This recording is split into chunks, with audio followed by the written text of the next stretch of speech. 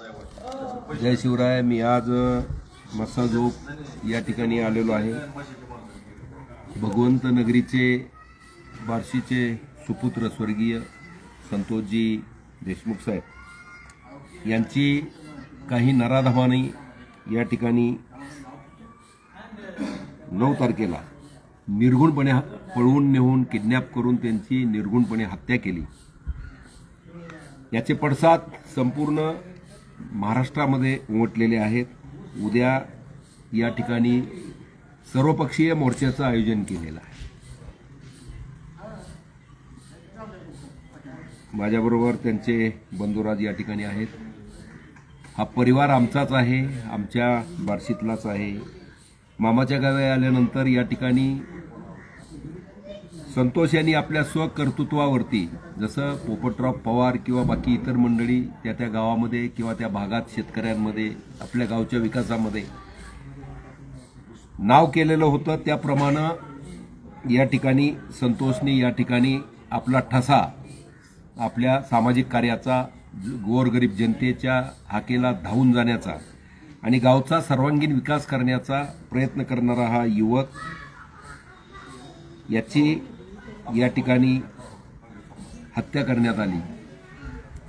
आता मी पोलीस खात्यामध्ये होतो, जवळजवळ 34 वर्षे आपण पोलीस खात्यात सेवा केली। पोलीस इन्स्पेक्टर LCB पुणे ग्रामीण या खात्यावरून आपण रिटायर झालो। वास्तविक या ठिकाणी हे FIR आहेत, फिर्यादी आहेत। या फिर्यादीवरून याचं गांभीर्य पोलिसांनी घेतलंच नाही, असा एक माजी पोलीस अधिकारी या नात्याने मी आरोप करतो।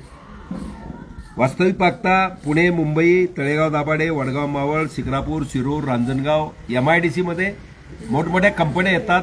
त्याप्रमाणे या ठिकाणी कुठली ती कंपनी आवादा कंपनीच्या माध्यमातून या ठिकाणी पवनचक्की आणि इतर जे काही डेव्हलपमेंट चाललेले आहे त्या माध्यमातून या ठिकाणी या मसाजोग गावच्या हद्दीमध्ये या ठिकाणी ती कंपनी आली। त्यांनी कंपनीचं काम चालू केल्यानंतर जे काय म्हणतात त्याला समाजातल्या विघातक प्रवृत्ती असतात, त्यांना कुठेही डेव्हलपमेंट किंवा कुठं काय काम चालू झालं की त्यांच्याकडून प्रोटेक्शन मनी लागतो आणि तो प्रोटेक्शन मनी मिळवण्यासाठी मग वेगवेगळ्या गुंडांचा, आपल्या कार्यकर्त्यांचा किंवा इतर ह्याचा वापर केला जातो आणि त्या पद्धतीनं या ठिकाणी जे आरोपी आहेत, या ठिकाणी पहिल्यांदा जो गुन्हा या ठिकाणी दाखल झाला आहे तो मे 28 मध्ये, बरोबर 28 मे 2024 या दिवशी खंडणीसाठी या ठिकाणी आरोपींनी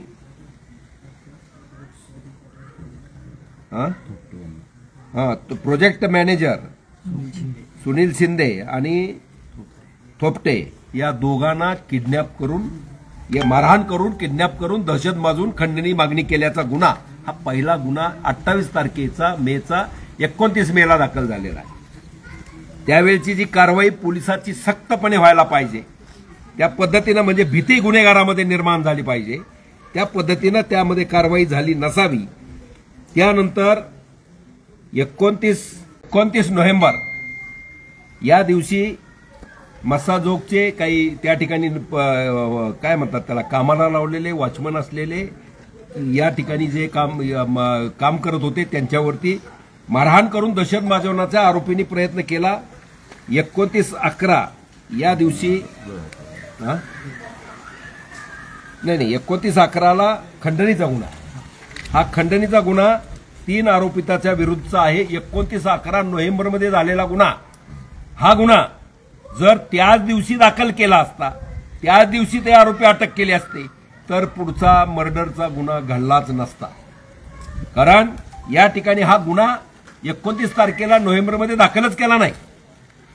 ज्या वेळेला हा प्रश्न कधी निर्माण झालाय की ज्या वेळेला 6 तारखेला परत एकदा त्याच ठिकाणी आपल्या गावातले जे वॉचमन असतील, दलित बांधव असतील, त्यांना मारहाण झाली आणि म्हणजे आम्हाला पैसे देत नाहीत तर बंद कर कंपनी म्हणल्यासारखं काम बंद कर या पद्धतीनं, आणि त्या ठिकाणी आपले कर्तव्यदक्ष असे सरपंच स्वर्गीय संतोषजी या ठिकाणी गेले आणि त्या ठिकाणची भांडणं मिटवली असतील, 1-2 काय एकमेकांमध्ये काय झालं असेल त्या पद्धतीचं 6 तारखेला झालं। परंतु त्याच्या आधी 29 नोव्हेंबरला जो गुन्हा घडला त्या गुन्ह्याबद्दल, त्या खंडणीबद्दल गुन्हा दाखल केला नाही म्हणूनच पुढचा गुन्हा घडला, हे त्रिवार सत्य आहे. आणि त्यामुळे 6 तारखेची घटना घडली आणि 6 तारखेला आपल्या खंडणीच्या किंवा पैशाच्या व्यवहारामध्ये कंपनीला आम्ही पैसे मागतोय आणि मध्ये या ठिकाणचा कर्तव्यदक्ष सरपंच आडवा येतोय. हा अडसर दूर करण्याचं काम त्यांनी 9 तारखेला या ठिकाणी केलेलं आहे. त्यांचा पाठलाग वगैरे बाकी सगळं आपल्याला माहिती आहे. म्हणजे अशा 3, 4, 5 फिर्यादी या ठिकाणी दाखल आहेत आणि अशामध्ये या ठिकाणी जो गुन्हा 9 तारखेला घडला त्याच्या आदल्या दिवशी 8 तारखेला PSI कोण पाटील, API पाटील हे ह्यामध्ये जे निष्पन्न आरोपी आहे मर्डरमध्ये यांच्याबरोबर चहापाणी करतानाचा व्हिडिओ व्हायरल होतोय सगळीकडे. त्यामध्ये त्याला आता निलंबित केलेलं आहे. मी सुद्धा PI होतो. आम्हाला सुद्धा सहन म्हणजे पोलीस खात्याबद्दल थोडं असतंय, परंतु किती काय म्हणतात त्याला कुठल्या पातळीपर्यंत जायचं आपण.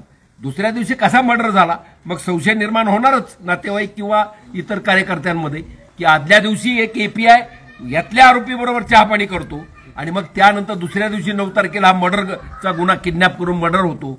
यामुळं या ठिकाणी शंका निर्माण केलेली आहे. त्या ठिकाणी आता CIDच्या काय बोरोडे साहेब मी नोकरी केलेल्या आहे साहेबांकडे नांगरे पाटील आणि आम्ही त्या ठिकाणी होतो पुण्याला. त्यामध्ये या ठिकाणी सक्त कारवाई CID क्राईमने या ठिकाणी केली पाहिजे. आमचं म्हणणं आहे अन्याय झाला नाही पाहिजे, पोलिसाच्या मनोधैर्यावरती परिणाम झाला नाही पाहिजे, परंतु ज्यांनी काही कृत्य केलं असेल त्याला मात्र कधीही माफी मिळाली नाही पाहिजे. यामध्ये जी मागणी आहे त्यांना सह आरोपी करा या API ना पाटलांना.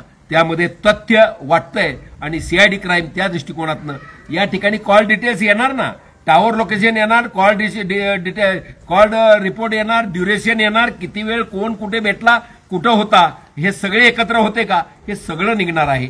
त्यामुळं या ठिकाणी या गुन्ह्याला जे कोण पुढचे काय आरोपी असतील हे आरोपी तात्काळ CID क्राईमला अटक केले गेले पाहिजे.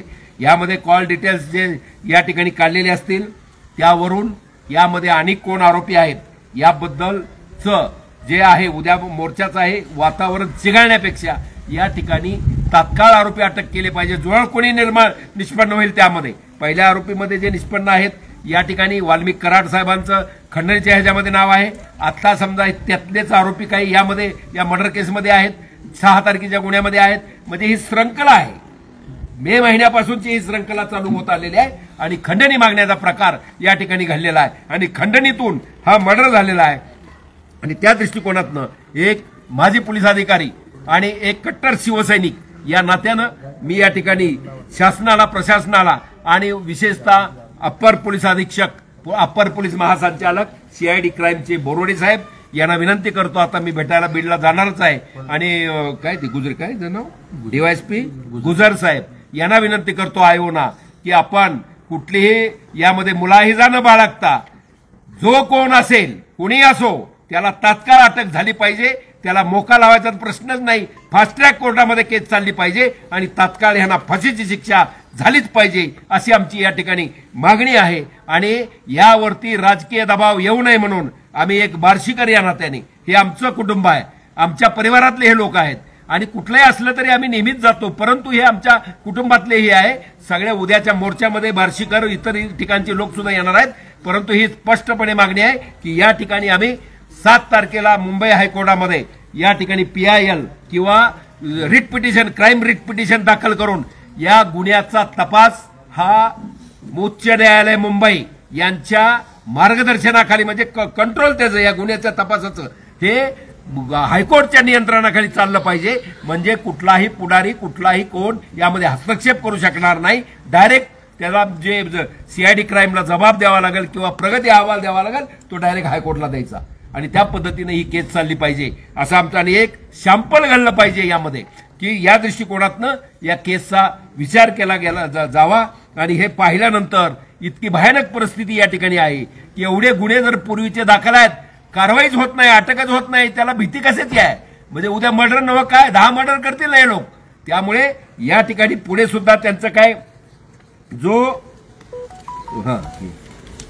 या ठिकाणी कागद केला गेलेला आहे किती तारखेचा आहे हा 29 तारखेचा. 29 तारखेला काय घडलं होतं आपल्याला माहिती आहे. त्या दिवशीचं काय हे करताना एक डॉक्युमेंट्स केलेलं आहे. यामध्ये वाल्मिक कराड साहेबांचं नाव म्हणजे त्यांच्या ही आहे आणि तिथं सीसीटीव्ही फुटेज वगैरे त्या ठिकाणी रजिस्टर ऑफिसला सुद्धा काहीतरी आहेत. अशा दृष्टिकोनातनं सबळ पुरावे सगळे गोळा करून या ठिकाणी कायदेशीर कारवाई करावी, निर्भीडपणे कारवाई करावी आणि त्याला प्रोटेक्शन आता आम्ही मुंबई हायकोर्टामध्ये मागत आहोत एवढंच या ठिकाणी सांगतो. आणि आमच्या स्वर्गीय त्यांची काय उणीव तर कुणी भरून काढू शकणार नाही आणि त्यामध्ये त्यांच्या कुटुंबावर आलेला हा प्रसंग आहे. त्यांना ते सहन करण्याची ताकद भगवंतानी त्या ठिकाणी द्यावी आणि भविष्यामध्ये आम्ही सगळे पाठीशी आहोत, आम्ही आपल्या बरोबर आहोत. तुमचं सुखदुःख आमचं सुखदुःख आहे या दृष्टिकोनातनं या ठिकाणी आम्ही आज भेट नितीनजी देशमुख साहेब आम्ही इथं आहेत. सुनील देशमुख आमचे रिटायर्ड एसीपी माझा बॅचमेट आहे, तोही याच कुटुंबातला आहे आणि त्या दृष्टिकोनातनं या ठिकाणी आम्ही आलोय. आणि आता सीआयडी क्राईमचे बोरोडे साहेब आणि गुजर साहेबाला बीडला जाऊन असतील तर भेटून त्यांना आम्ही पोलीस सेवानिवृत्त पोलीस कल्याणकारी असोसिएशन महाराष्ट्र राज्य याच्या वतीनं सुद्धा या ठिकाणी निवेदन देणार आहोत. आणि त्या दृष्टिकोनातनं मुंबई हायकोर्टाच्या म्हणजे पोलिसांनी जे आता कारवाई किंवा तपास करायचा आहे त्यांनी कळलं पाहिजे की आम्ही मुंबई हायकोर्टामध्ये याचिका दाखल करतोय. त्या दृष्टिकोनातनं कुठलंही काय म्हणतात किंतु परंतु न ठेवता कुणी असो त्या पुरासारखं झाड आडवलं तर ते घेऊन गेला पाहिजे. त्या दृष्टिकोनातनं तपास करा आणि योग्य तो न्याय आम्हाला द्या. आता हा न्याय तसं म्हणता येणार नाही, बराच अन्याय तुम्ही सगळ्यांनी पोलीस खात्यानेच आधी केलाय. पोलीसच गुन्हेगाराचा अड्डा झालं काय असं या ठिकाणी वाटतंय, कारण कारवाई होणं गरजेचं आहे. त्यावेळेला एक पोलीस अधिकारी म्हणून मी पहिल्यांदा पोलिसाच्या विरुद्ध बोलत असेल, परंतु ही पाहिल्यानंतर हे बोलणंच गरजेचं आहे असं मला वाटतं. आणि त्या दृष्टिकोनातनं या ठिकाणी मी आज स्वर्गीय संतोषजी देशमुख साहेब यांच्या आत्म्याला भगवंताने चिरशांती द्यावी त्यांच्या चरणी मी शिवसेना बार्शी शहर तालुक्याच्या वतीने आंधळकर राजमाता इंदुताई आंधळकर नक्षत्रालयाच्या वतीने व पोलीस संघटनांच्या वतीने भावपूर्ण श्रद्धांजली.